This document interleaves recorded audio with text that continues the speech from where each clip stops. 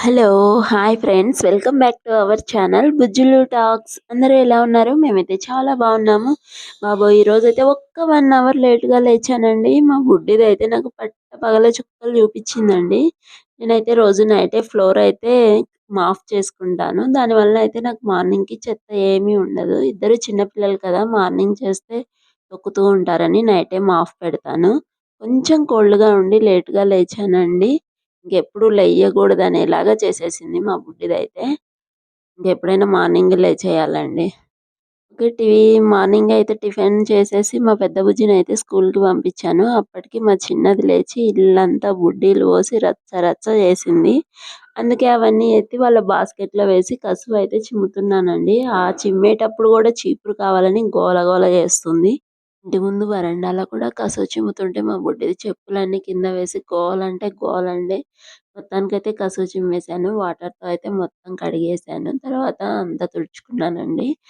గుమ్మం ముందయితే చిన్న ముగ్గు వేశాను. రోజు అయితే ఈ పనులన్నీ ఎర్లీ మార్నింగే చేస్తానండి. కానీ ఈరోజు కొంచెం కోల్డ్ వల్ల తప్పలేదు. ఒక్కోసారి అలా అవుతా ఉంటుంది.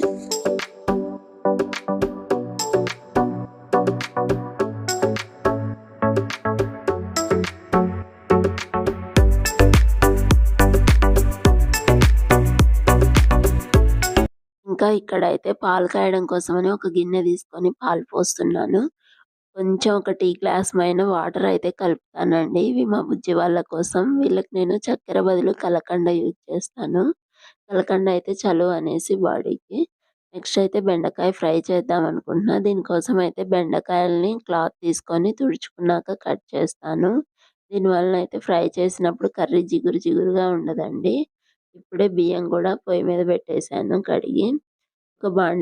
ఒక బాండీ స్టవ్ మీద పెట్టుకొని తాలింపు వేసి బెండకాయ ముక్కలనైతే వేసి ఫ్రై చేస్తున్నాను.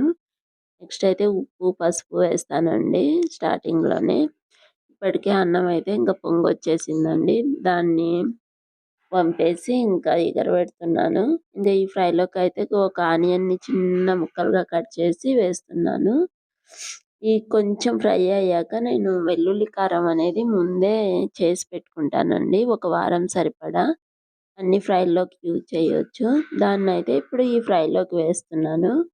టేస్ట్ అయితే అద్దిరిపోయిద్దండి. అలా వంట పనైతే మొత్తానికి పూర్తయిపోయింది.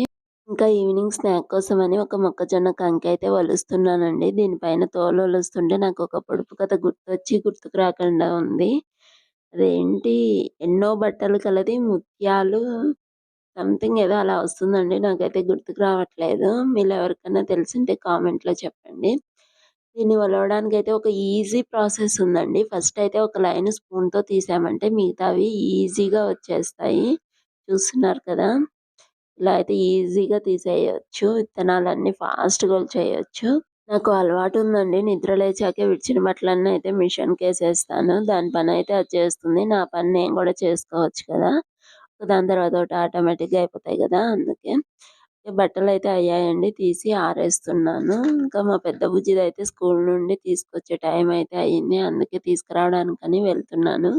వచ్చే దారిలో అయితే ఒక పార్క్ ఉంటుంది మాకు. అది చాలా బావుంటుంది.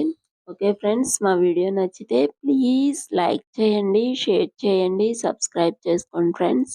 ఓకే. నెక్స్ట్ వీడియోలో మళ్ళీ కలుద్దాం. అంతవరకు బాయ్.